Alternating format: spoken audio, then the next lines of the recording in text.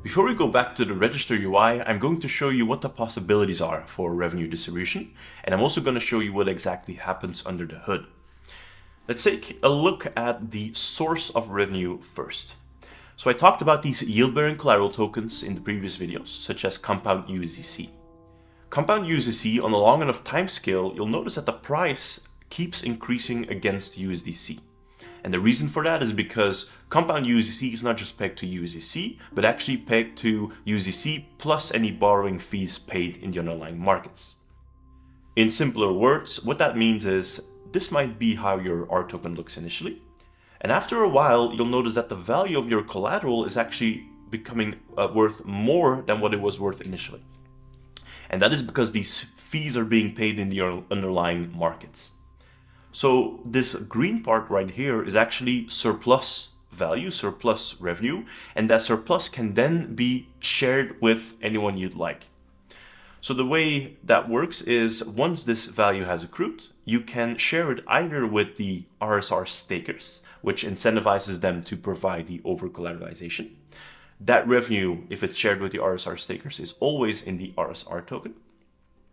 Or you can pay out that revenue to the R token holders themselves, which causes them not just to hold a stablecoin, but actually a yield-bearing stablecoin. And that revenue is always paid in the R token itself. Or you can choose to share that revenue with any arbitrary Ethereum address. And you can even choose whether to share that revenue in the R token or in the RSR tokens.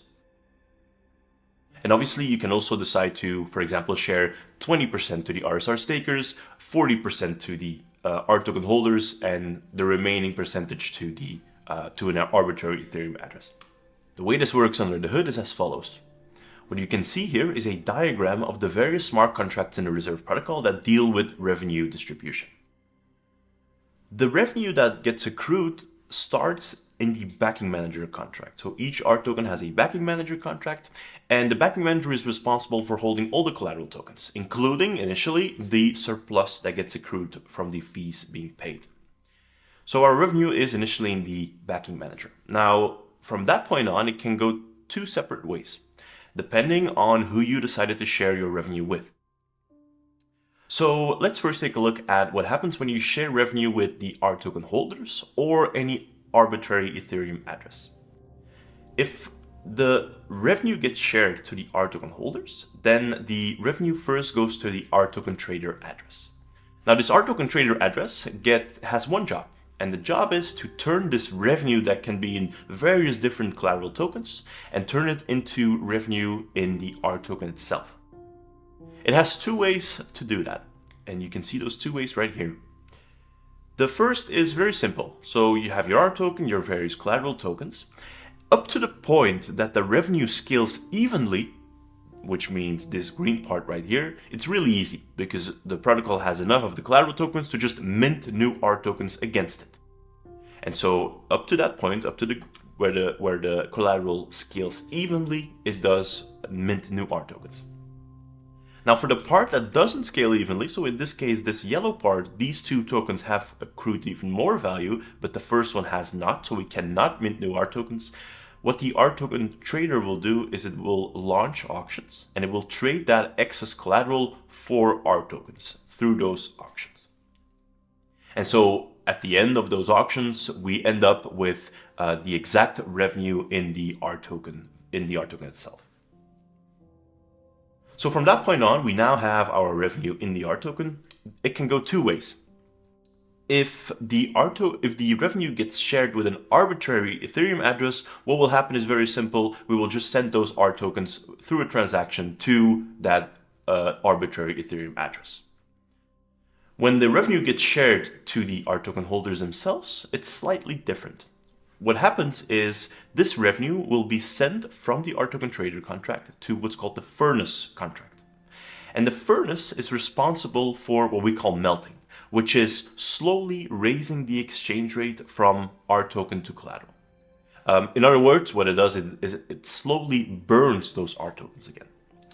The result being that the value in our collateral has accrued, so we have more value in collateral, and we're burning our tokens against it, which results in the exchange rate between the R token and its collateral increasing. And so that is how the value gets captured for the R token holders themselves.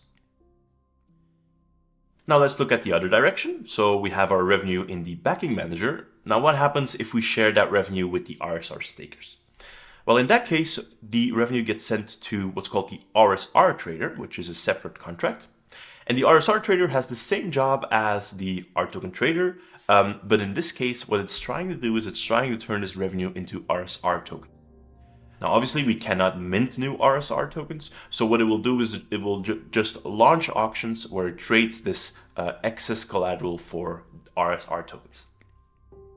Once it has accrued the revenue in the RSR tokens, that revenue or those RSR tokens get sent to the staked RSR contract.